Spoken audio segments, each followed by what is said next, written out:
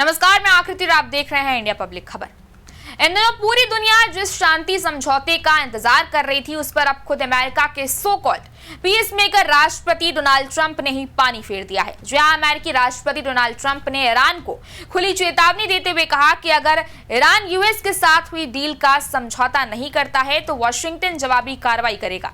याद हो कि इससे पहले भी ट्रंप ईरान को हिजबुल्लाह को लेकर भी धमकी दे चुके हैं। ऐसे में एक तरफ जहां सबकी नजरें इस पीस डील पर हैं, तो इसी बीच बार बार आ रही ट्रंप की ये धमकियां और ईरान का भी उसी तीखे अंदाज में जवाब देना इस समझौते के अस्तित्व को ही कटघरे में खड़ा करता है। स्विट्जरलैंड में अमेरिका और ईरान के बीच बातचीत का पहला दौर खत्म होने के एक दिन बाद राष्ट्रपति ट्रंप ने तेहरान को एक बार फिर से धमकी दी है।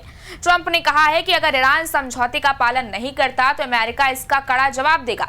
याद हो कि इसके पहले रविवार को ट्रंप ने ईरान पर हमला करने की धमकी दी थी, जिसके बाद वार्ता में तनाव पैदा हो गया था। इस धमकी के बाद ईरानी वार्ताकार कुछ समय के लिए बातचीत की जगह से उठकर चले भी गए थे और अब ट्रंप ने ईरान को एक नई चेतावनी दी है। सोमवार को ट्रंप ने पत्रकारों से बातचीत में कहा, अगर ईरान अपने समझौते पर कायम नहीं रहता है या ठीक से व्यवहार नहीं करता है तो मैं वही करूंगा जो मुझे करना है। ट्रंप की ओर से ये चेतावनी अमेरिकी राष्ट्रपति और ईरानी प्रेसिडेंट मसूद पेजेश्कियान द्वारा अंतरिम डील पर हस्ताक्षर करने के कुछ दिनों बाद ही आई है। जब उनसे पूछा गया कि क्या समझौते के कारण अब ईरान उन पर दबाव बनाने में सक्षम है, तो ट्रंप ने कहा, उनकी नौसेना खत्म हो गई, उनकी वायुसेना खत्म हो गई, उनके सभी नेता मर चुके हैं, उनका पूरा देश बदहाल है, उनकी अर्थव्यवस्था पूरी तरह से बर्बाद हो चुकी है।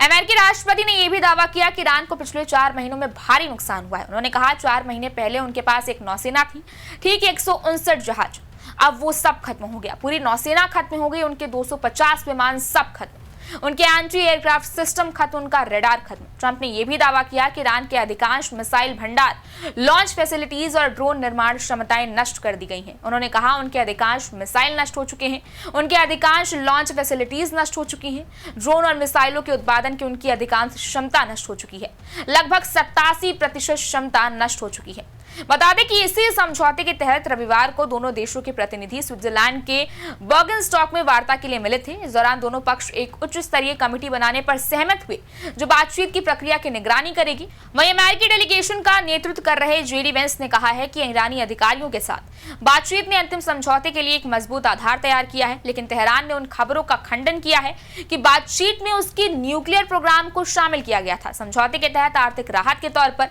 अमेरिकी ट्रेजरी ने ईरान को 21 अगस्त तक प्रतिबंधों से छूट दी है, जिससे उसे तेल और उससे जुड़े उत्पादों का निर्यात करने और भुगतान प्राप्त करने की अनुमति मिल गई है। इसके साथ ही ईरान की विदेश में फ्रीज की गई कुछ संपत्ति भी जारी की गई है। हालांकि ट्रंप ने सोमवार को कहा कि फ्रीज संपत्ति को जारी करने से मिले पैसे का इस्तेमाल ईरान को सिर्फ अमेरिका से खाना खरीदने के लिए करना था। ट्रंप ने जोर देकर कहा, वो सारा पैसा खाना खरीदने के रूप में वापस आ रहा है जिसकी उन्हें बहुत जरूरत है। उनकी आबादी 9.1 करोड़ है और वो उन्हें खाना नहीं खिला पा रहे हैं, इसलिए जो पैसा हम जारी कर रहे हैं वो हमारे किसानों के पास जाएगा। हालांकि ईरान के केंद्रीय बैंक के गवर्नर अब्दुल नासिर हेमाती ने कहा कि तेहरान अमेरिकी कृषि उत्पाद खरीदने के लिए बाध्य नहीं है। उन्होंने कहा कि ईरान फंड का कुछ हिस्सा अन्य गैर प्रतिबंधित आयात के लिए इस्तेमाल कर सकता है।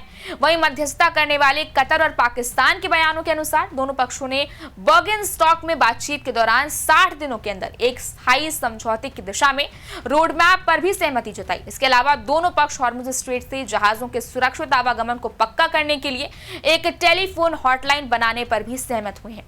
बहरहाल अब सवाल यह है कि क्या ट्रंप ईरान और इजराइल के बीच संतुलन बना पाएंगे या फिर मिडिल ईस्ट एक बार फिर से बड़े टकराव की ओर बढ़ेगा। इस बारे में आपकी क्या राय है, आप हमें कमेंट सेक्शन में जरूर बताएं। इस वीडियो को लाइक करें, शेयर करें, चैनल को सब्सक्राइब करें। शुक्रिया।